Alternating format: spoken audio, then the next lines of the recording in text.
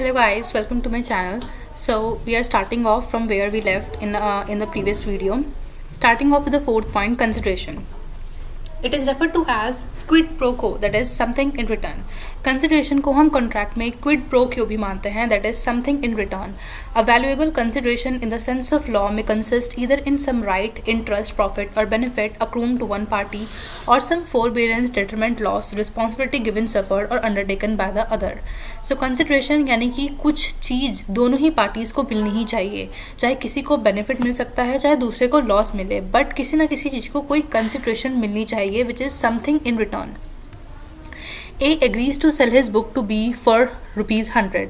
अब A ने B से कहा कि वो उसे अपनी बुक बेचेगा 100 रुपीज़ के लिए, तो A को 100 रुपीज़ मिलेंगे और B को बुक मिलेगी. तो A को जो 100 रुपीज़ मिल रहे हैं वो 100 रुपीज़ की कंसिडरेशन है और B को जो बुक मिल रही है वो बुक उसकी कंसिडरेशन है. Next point is saying lawful consideration and object. जो कंसिडरेशन आपको मिल रही है वो लॉफुल होनी चाहिए और जो ऑब्जेक्ट है आपके कॉन्ट्रैक्ट का वो भी लॉफुल होना चाहिए. The consideration and object of the agreement must be lawful. Section 23 states that consideration or object is not lawful if it is prohibited by law. Section 23 ये कहता है कि आपके एग्रीमेंट का कंसिडरेशन और ऑब्जेक्ट लॉफुल नहीं है अगर लॉ उस काम को करने से मना करता है, और it is such as would defeat the provisions of the law. और अगर कोई ऐसा काम है जो किसी भी लॉ के प्रोविजंस को डिफीट कर रहा है, लॉ के खिलाफ जा रहा है, तो वो भी लॉफुल नहीं माना जाएगा. इफ़ इट इज़ फ्रॉडुलेंट, अगर उसमें कुछ फ्रॉड है तो भी वो लॉफुल नहीं माना जाएगा. और अगर किसी पर्सन या प्रॉपर्टी को इंजरी हो रही है तो भी वो एक लॉफुल कॉन्ट्रैक्ट नहीं माना जाएगा. या फिर वो इमोरल है या अपोज टू पब्लिक पॉलिसी है, पब्लिक पॉलिसी के इंटरेस्ट में नहीं है, या फिर वो इमोरल है, तो भी वो लॉफुल कंसिडरेशन या ऑब्जेक्ट हमारा नहीं माना जाएगा. Example 14. A promises to drop prosecution instituted against B for robbery and B promises to restore the value of the things taken. The agreement is void and the object is unlawful. A ने कहा कि वो B के खिलाफ जो prosecution है, जो court case है, वो उसे छोड़ देगा अगर B उसके सारा सामान वापस कर दे जो उसने उससे लिया है. तो उनके बीच में वो एग्रीमेंट हो गया, लेकिन ये एग्रीमेंट वॉइड है क्योंकि ये एक लॉफुल एग्रीमेंट नहीं है. A agrees to sell his house to B against 100 kgs of cocaine, which is a drug. Such agreement is illegal as the consideration is unlawful. अब A ने कहा कि वो B को अपना घर देगा और कंसिडरेशन में B उसे क्या दे रहा है, कोकेन, जो कि एक टाइप का ड्रग है, वो उसे देगा.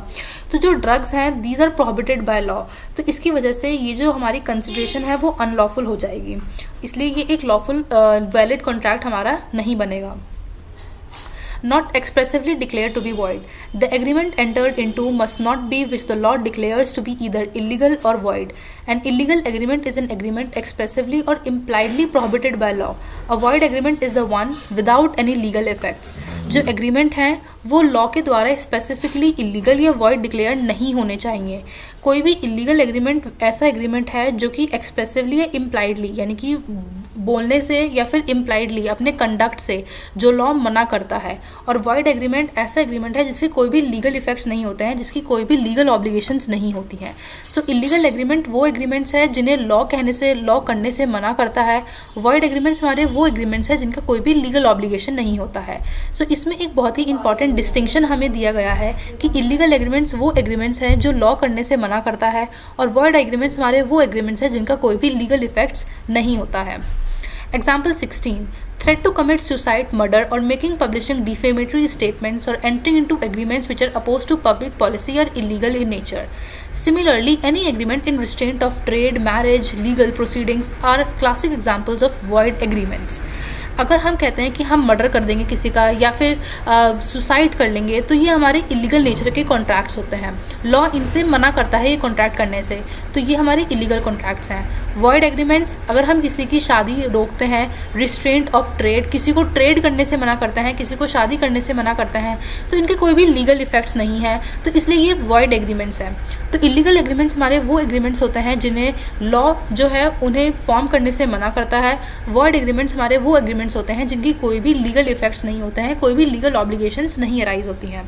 सो this is the most important distinction between these two types of contract. So अगर आप किसी का मर्डर कमिट करने के लिए कॉन्ट्रैक्ट कर लेते हैं या एग्रीमेंट कर लेते हैं, तो वो एक इलीगल नेचर का कॉन्ट्रैक्ट हो जाएगा। और सिमिलरली अगर आप किसी को ट्रेड करने से मना कर रहे हैं या फिर किसी को शादी करने से मना कर रहे हैं तो, या फिर किसी की लीगल प्रोसीडिंग्स जो कोर्ट में जा रहा है उसे अपनी कोर्ट में ले जाने से उसे मना कर रहे हैं, तो ये एक वॉइड एग्रीमेंट है क्योंकि इसके कोई भी लीगल इफेक्ट्स नहीं है। So I hope you are able to understand all the essentials of the valid contract. Now in the upcoming video we will be starting with the 1.3 unit, which is types of contract. Thank you for watching this video.